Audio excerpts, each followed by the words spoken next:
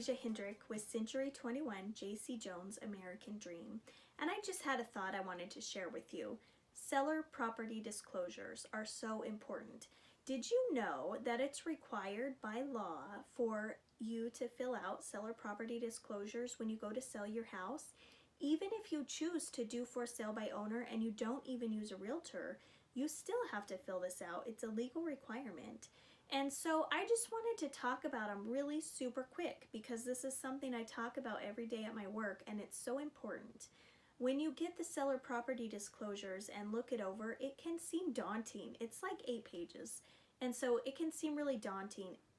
That is a lot of legal talk for people who don't usually read legal documents.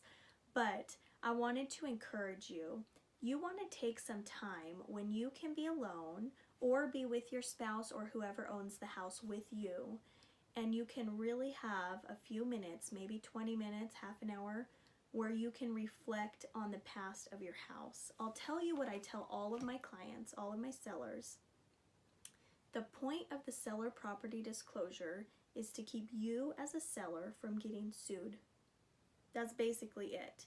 You want to go throughout the seller property disclosure and you want to list any problems that your house has or any problems that the house had in the past. The best example of this is if you're selling an old house, let's say it was built in 1960 and in 1990 you got a brand new roof. On the property disclosures there is a line that will ask you that. Has the roof ever leaked? If it leaked, you want to mark the yes. And then there's an extra page on the back where there's plenty of space for you to write explanations of what happened.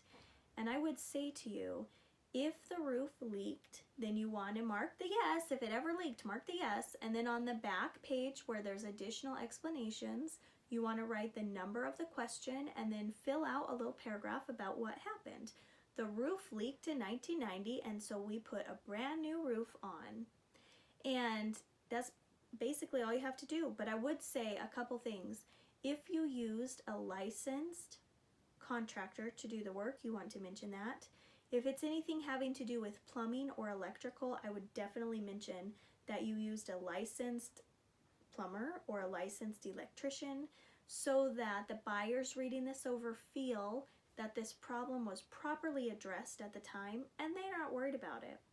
I'm going to tell you, when I work with buyers, they receive the property disclosures, and at that time they are so excited for the new house and the sale going forward, they will read through it, zip, zip, zip, zip, read all 8 pages and just initial at the bottom of each one, and then they're ready to go.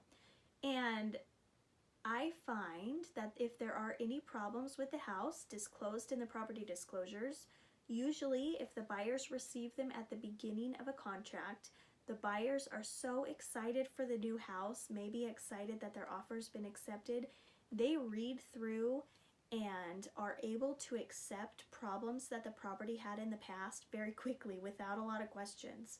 Whereas I've seen it the other way.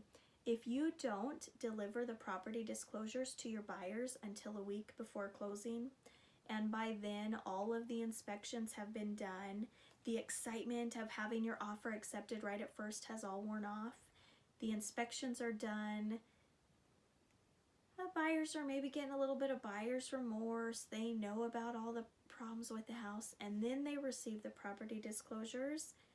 Things that would seem small in the beginning can seem like big problems in the end. And I haven't seen it break any of my deals, but I know it can be a deal breaker.